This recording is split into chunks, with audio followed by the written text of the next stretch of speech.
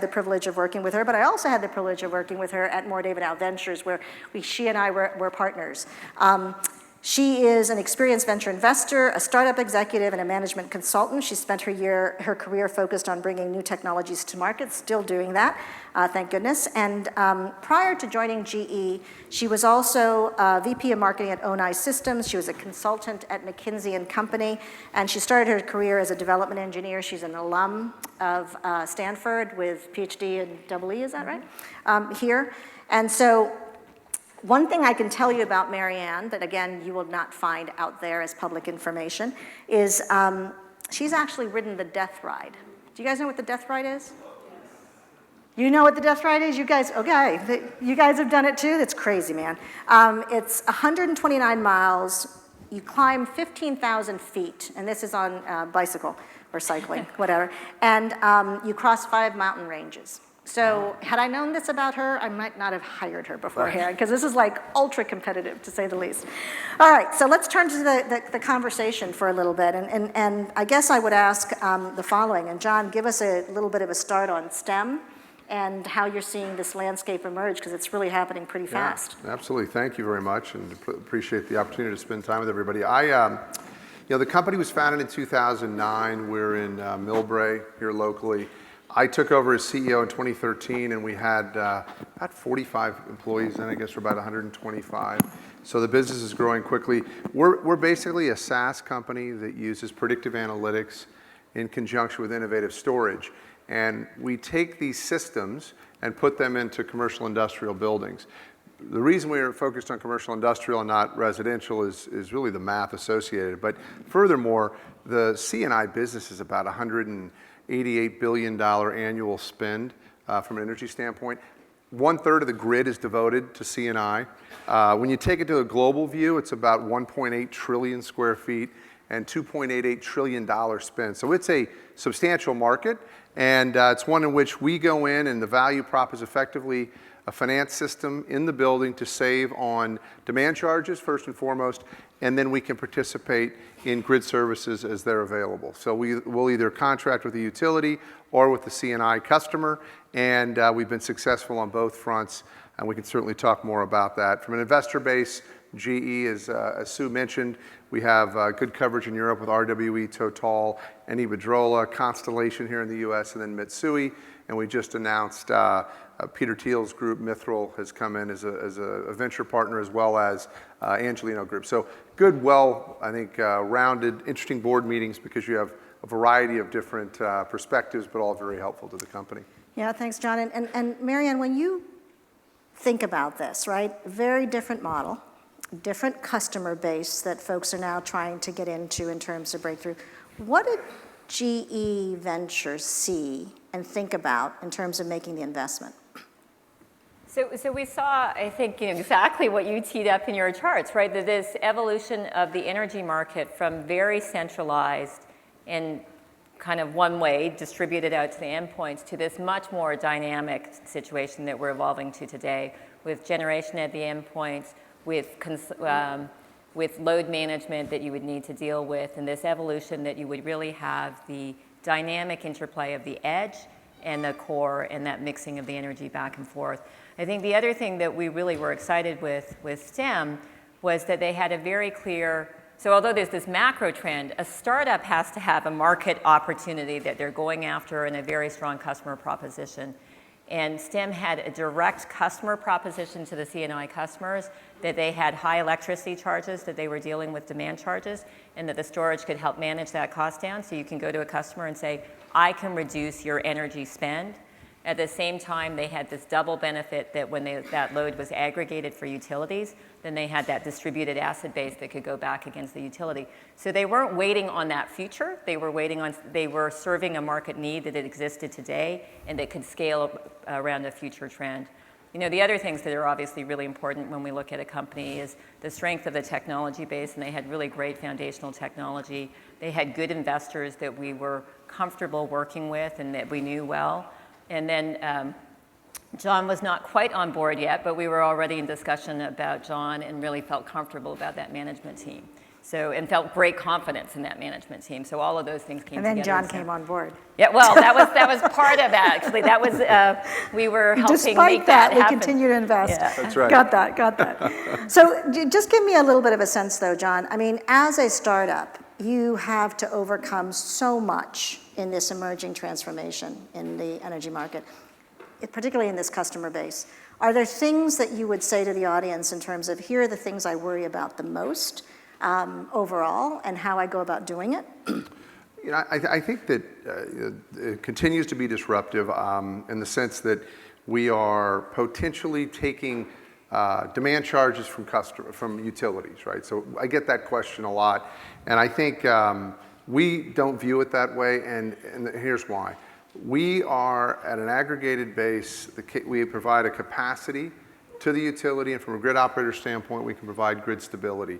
So we sit on that side helping them. At a customer level, we actually do help them save money on the demand charge component, as mentioned earlier, but the fact is, the utility can take this aggregated capacity and view it not as a base load quite, but it does help that peak aspect. So it's more assured supply in the market.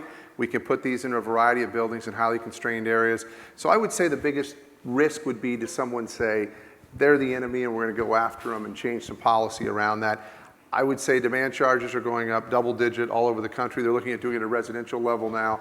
I don't think it's highly likely. I think the other one to think about is it a glacial pace? I mean, will we have more California-like initiatives around storage? Because the fact is it's still expensive and you do need some sort of regulatory support to make it work in all markets. But a lot of states around the country and the globe, quite frankly, are looking at putting just those type of And legislative where do you activities see in some place. of these states sort of, where do you see them bubbling up? Yeah, I'd say Massachusetts, Connecticut are a couple.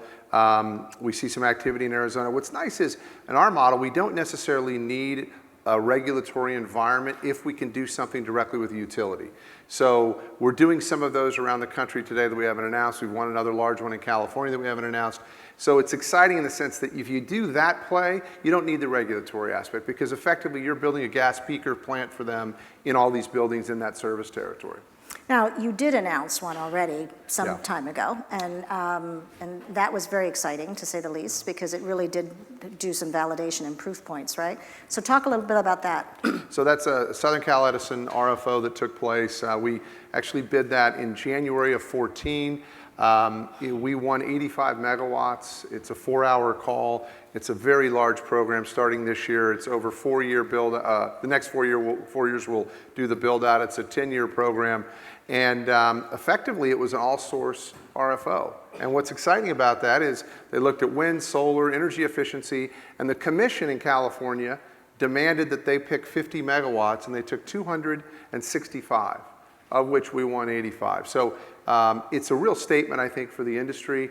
And again, a lot of it was driven by some of the situation with San Onofre, as well as Commissioner Peterman and some things that she pinned. But a really exciting program. We're seeing more and more of that activity around the country as they look at that as the model.